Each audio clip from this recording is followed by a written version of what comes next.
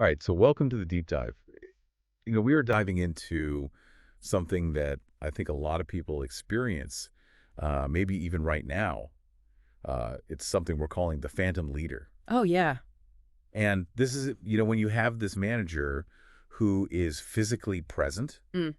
like you see them, maybe in the office, maybe on the Zoom call, Mhm. but mentally they're just not there. Yeah. They're not engaged. And I think based on a lot of the responses we've gotten from all of you, Mhm. this is something a lot of you guys have dealt with before. Totally. Yeah, it's a pretty common experience and yeah, like you said, it can be really frustrating to work for somebody who's physically there but just mentally checked out. Right. They're just not present. Yeah. So today, what we want to do is dive deep into, what are some of those signs that you might be dealing with a phantom leader? And what are some of the things that might be going on that cause this to happen? Right. Like what are some of the underlying reasons why a manager might become a phantom leader? Right. And then also, like, what can you actually do about it? Because, it can be really frustrating. Absolutely, and it can be really demoralizing for the people who work for a phantom leader, Yeah. you know? Right. You feel like you're kind of on your own. Yeah, exactly. And it Yeah. can be really damaging to your career if you don't have a manager who's advocating for you and supporting you. Yeah. So, what we're calling a phantom leader, how do you know if you're dealing with this? So I think one of the biggest signs is just a general lack of communication from your manager. Okay. They might be really slow to respond to emails, or they might not respond at all. Ah, yeah, that's a good one. Or, if you do get a response, it might be really brief and unhelpful, like, yeah, looks good, or something like that. Ugh, I hate that. Looks good. Right. You're like, okay, well, what does that mean? Right. What do I actually need to change? Exactly. Yeah. And also, they might, not really give you any feedback on your work or any direction on projects. Yeah. And that can be really frustrating because you're just kind of left to figure things out on your own. Right. And you don't know if you're doing a good job or not. And you feel like you don't know what you're supposed to be doing. Exactly. So, yeah. So, lack of communication is a big one. Definitely. What else? Another sign is that they might delegate tasks to you, but then they completely disappear. Oh, yeah. This is a good one. The ghost delegation. Exactly. They basically give you an assignment and then they're just gone.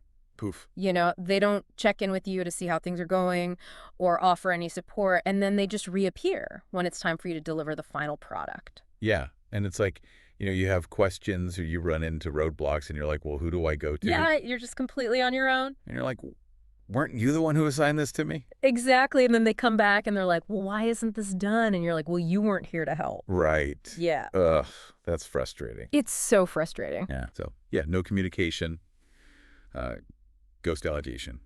What else?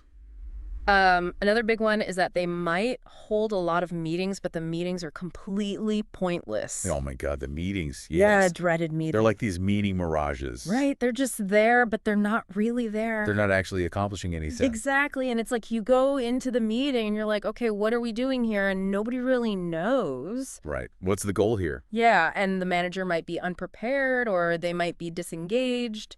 Yeah, or they're on their phone the whole time. Exactly, and it's just a huge waste of everyone's time. It's like, can we please just all get back to work? Yeah, exactly. I've been in those meetings where I'm just like, I have so many other things I need to do. Right, and it's not like you don't want to be collaborative. Right. But it's just like, this meeting is not productive. It's not serving any purpose at all. Yeah. And then sometimes, the worst part is when they cancel the meeting at the last minute. Oh, yeah. Or they just don't show up. Right, or you get that email like 5 minutes before the meeting starts. That's like, oh, sorry, can we reschedule? Yeah, or they just delete it from the calendar. Yeah, you're like, oh, okay, great. Thanks for the heads up. Like, thanks for letting me know that I just blocked off an hour of my time for no reason. Exactly. So, yeah, meetings are a big one. Definitely. What else? Let's see. Another sign is that they might give you really vague feedback on your work. Oh, this is another good one. Like you'll put a lot of effort into something and then you'll send it to them for feedback. And they'll just say something like, I'm not sure about this, or let's discuss this further. Ugh, let's discuss further, and then they never do. Right, and then you're like, okay, well, what specifically are you not sure about? And Yeah, I yeah. can't really tell you. And you're like, when are we going to discuss this further? Exactly, and then that meeting never happens. Yeah, it just kind of disappears into the void. Yeah, and it's like, okay, well, so what am I supposed to do with this feedback? Yeah, it's like the feedback void. It- It just sucks you in, and you're just Yeah. like, what's going on? And you just feel so lost and unsupported. Right, and you feel like your work doesn't matter. Yeah, exactly, because they're not really engaging with it. Yeah, it's like they're not even paying attention to it, Right. which is really demoralizing. It is. So yeah, vague feedback, lack of feedback, feedback void. Yeah. What else? Another sign is that they might not advocate for you for promotions or raises. Yeah, this is another good one. Like, you might be doing a really great job and exceeding expectations, but they're just not putting you forward for opportunities. Right? And it's not because they don't think you deserve it. It's just because they're not really paying attention. Right, they're so checked out. Exactly. They're Yeah. just not engaged with your career development at all. And you're killing it. You're doing so well, but it's like nobody's noticing. Yeah. It's like you're invisible. Right. You're just going through the motions and nobody's seeing all the hard work you're putting in. Exactly. Yeah, so that can be really frustrating. It is. Okay, so we've talked about a lot of the signs, like how do you know if you're working with a phantom leader? Now let's talk about some of the reasons why this might be happening. Okay. Yeah. Like why do people become phantom leaders? Well, I think there are a few possible reasons. Okay. One reason could be that they're just really overwhelmed with their own work. Oh yeah. You know, they might have too much on their plate and they're just struggling to keep up. Right. And as a result, they're not able to give their team the attention that they need. So it's not that they don't want to, it's just that they're so swamped. Right, exactly. They're just drowning in work. Okay, yeah. Another reason could be that they're just not very good at managing people. Yeah. You know, some people are just natural leaders and some people are not. Right. And if someone's not a natural leader, they might not know how to effectively manage a team. Yeah. And sometimes they're promoted because they were good at something else. Right, exactly. Like they might have been a really great engineer or something like that. Yeah. But that doesn't necessarily mean they're going to be a good manager. Right. Different skill set completely. Totally. Yeah. And it's like they just weren't given the training or the resources to be a good manager. Exactly. And then they're just kind of thrown into this role and they're like, what do I do? Right. And so they just kind of check out because they don't know what to do. Yeah. Okay, what else? Another reason could be that they were just unhappy in their job. Yeah. You know, they might be feeling unfulfilled or unappreciated. Yeah. And as a result, they're just not motivated to put in the effort. So it's like they've just kind of given up. Yeah, and it's not fair to their team, but it's just kind of where they're at. Yeah. And it's hard because, you know, you don't want to make excuses for them, but it's also like you can kind of understand where they're coming from. Right. It's like you can empathize with them, but at the same time, you're like, this is not okay. Right. It's not okay for you to be taking it out on your team. Yeah. So that's a tough one. It is. So we've talked about the signs. Mm-hmm. We've talked about the reasons. Now, let's talk about what you can do about it. Okay. Yeah. So if you're working for a phantom leader, what can you actually do? Well, the first thing is to just be really proactive in your communication. Okay. You know, don't wait for them to come to you. You need to go to them Right? and be really clear about what you need from them. So like if you're not getting feedback, Yeah. be like, hey, I need feedback. Can we schedule a meeting to discuss this further? Exactly. Yeah. And if they're not responding to emails, then try to schedule a meeting with them in person. Right.